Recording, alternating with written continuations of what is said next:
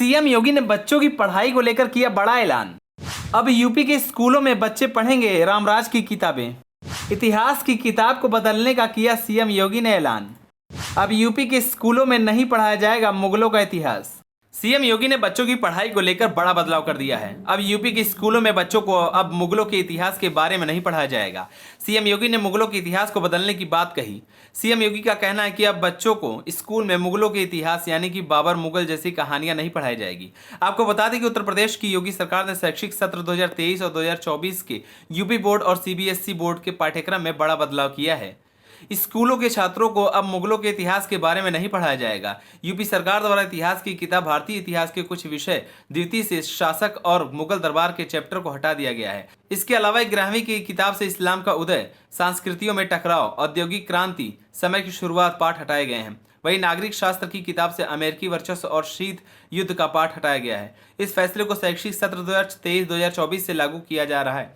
इस कदम पर यूपी के उप मुख्यमंत्री ब्रजेश पाठक ने कहा कि हमारी संस्कृति हमारी सांस्कृतिक विरासत है। हम अपनी नई पीढ़ी का परिचय विरासत से कराना चाहते हैं। पुराने काल में लोगों को हमारी संस्कृति से वंचित किया जा रहा है। लोगों को बताया नहीं जा रहा है कि हम लोगों को असली संस्कृति के बारे में बताएंगे। कक्षा 12 के इतिहास की किताबों से अब हटाए गए विषयों के तहत छात्रों को अकबरनामा यानी अकबर के शासनकाल का आधिकारिक इतिहास और बादशाहनामा यानी मुगल सम्राट शाहजहां का इतिहास शामिल है।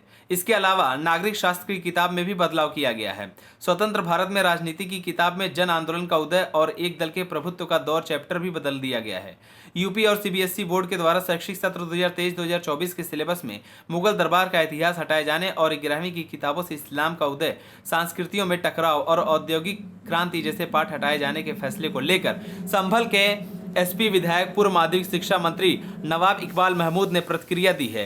एसपी विधायक ने कहा कि बीजेपी की सरकार मुसलमानों के विरुद्ध जो कुछ भी काम कर सकती है वह सभी कुछ करने का काम कर रही है, लेकिन मुगल शासन केवल उत्तर प्रदेश से हटने वाला नहीं है। उन्होंने कहा कि यह इतिहास केवल हिंदुस्तान ही नहीं बल्कि पूरी दुनिया में मजबूत है। मुगल सल्तनत के बादशाह हिंदुस्तान को तरक्की की राह ले गए थे। वहीं एसपी विधायक ने यूपी सरकार पर तीखा कटाक्ष करते हुए कहा कि बल्कि इनको इतिहास की पुरानी किताबों को जब्त ही कर लेना चाहिए, जिससे कि कुछ भी बताने का सबूत ही ना रहे। कक्षा 11वीं की किताबों से इस्लाम का उदय, सांस्कृतिक टकराव का पाठ हटाए जाने पर एसपी विधायक ने कहा कि हम उनसे अच्छी उम्मीद बिल्कुल नहीं करते हैं। मुगलों के नाम और इतिहास को लेकर योगी सरकार पहले भी फैसले ले चुकी है। 2020 में योगी सरकार ने आगरा के मुगल म्यूजियम का नाम बदलकर छत्रपति शिवाजी महाराज म्यूजियम कर दिया था।